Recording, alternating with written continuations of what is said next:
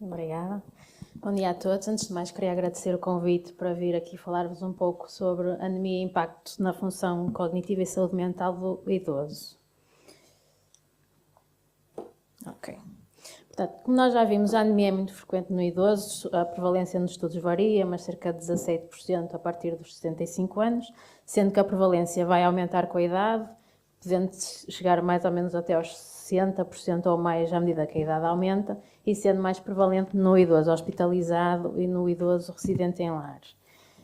A anemia nestas idades geralmente é multifatorial, se bem que também temos maior prevalência de doenças que cursam com anemia nos doentes mais idosos, como por exemplo doença renal crónica ou patologia gastrointestinal, e depois temos, em alguns casos, uma anemia de uma causa que não conseguimos esclarecer mesmo após um estudo completo, como já falaram na anemia explicada do envelhecimento.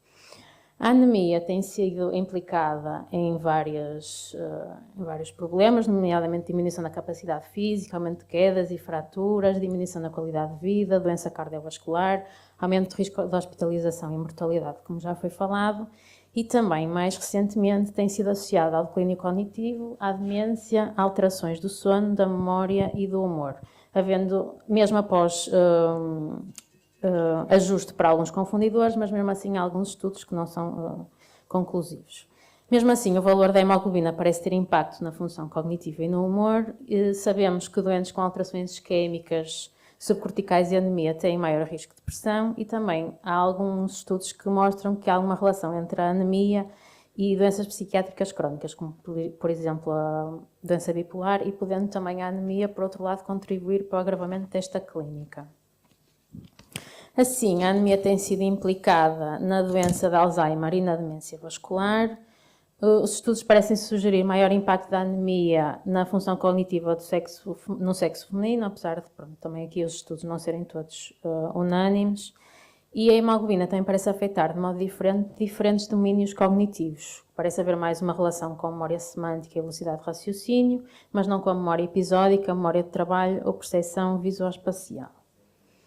E então, que mecanismos é que podem estar aqui a contribuir para isto? Inicialmente pensava-se que o impacto da anemia na função cognitiva era através das comorbilidades que iam provocar esta anemia. Portanto, seriam essas comorbilidades e não a anemia que teriam impacto na função cognitiva. No entanto, hoje sabe-se que não é bem assim e a anemia parece ter efetivamente um impacto direto na função cognitiva dos doentes. Um dos mecanismos propostos é a alteração da oxigenação cerebral. Nós sabemos que a isquemia é um fator de risco para declínio cognitivo e nos doentes com anemia temos diminuição na entrega de oxigênio no cérebro e temos assim uma hipóxia crónica. Por outro lado, temos também com esta hipóxia um aumento da produção de proteína beta-amiloide, com a desregulação da homeostasia do cálcio, e isto tudo vai ter impacto na função cognitiva. Outro mecanismo é a alteração da neuroproteção cerebral. Pensa-se que os receptores da eritropoetina tenham algum efeito protetor a nível cognitivo e, portanto, quando temos níveis baixos de eritropoetina, como acontece na hipóxia, podemos ter aqui algum impacto na função cognitiva. Outro mecanismo é o déficit de ferro, que parece ser independente da presença de anemia, isto também já foi falado aqui. Tem a ver com o transporte de oxigênio e também tem um impacto na função cognitiva dos doentes. Outra hipótese é também o stress oxidativo. Nós sabemos que algumas causas de anemia cursam com uma maior fragilidade dos eritrócitos e isto faz com que a astroglía tenha que processar maior quantidade de heme e isto aumenta o dano oxidativo cerebral.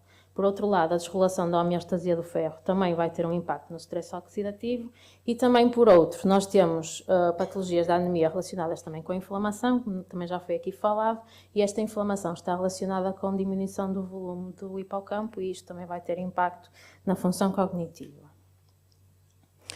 Relativamente à depressão, o mecanismo parece ser um bocadinho bidirecional.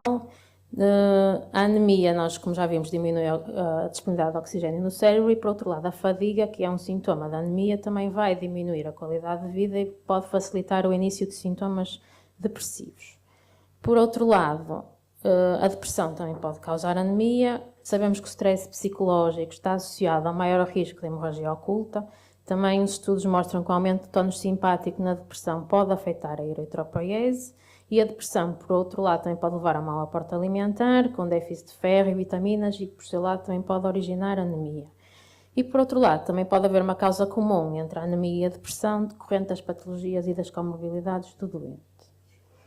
Assim, como nós já vimos, quando temos um idoso com anemia, devemos sempre investigar e tratar a sua causa, em vez de achar que a anemia é uma consequência normal do envelhecimento e ignorar. Não deve ser ignorada, porque nós já vimos que tem muitas consequências para o doente.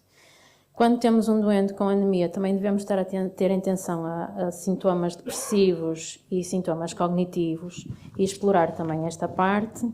E depois ter atenção que a anemia explicada do envelhecimento é um diagnóstico de exclusão, portanto temos que excluir os déficits de ferro, vitaminas, alterações da tiroide, síndromes mielodisplásicos, antes de podermos chegar a este diagnóstico. Sendo esta uma entidade relativamente recente, o seu tratamento ainda não está muito bem estabelecido, a eritropoetina parece ter alguma eficácia, melhorando a hemoglobina, a fadiga e a qualidade de vida, e temos também outros tratamentos que estão agora a ser investigados, nomeadamente os antagonistas da hepcidina, inibidores do fator indutor da hipóxia, ligandos do TGF-beta e os androgénios. Assim, como conclusão, já vimos que a anemia pode ter várias consequências, entre elas as alterações do humor e depressão, e por isso devemos ir atrás destas causas quando temos um doente com anemia. Vimos que a anemia pode funcionar como potencial marcador do futuro risco de desenvolver alterações cognitivas e, portanto, mesmo uma anemia ligeira deve ser corretamente abordada e tratada. Estes estudos têm algumas limitações porque avaliam mais a correlação e não, o que nem sempre implica a causalidade, mas a relação está lá e, portanto, não devemos ignorar. Obrigada.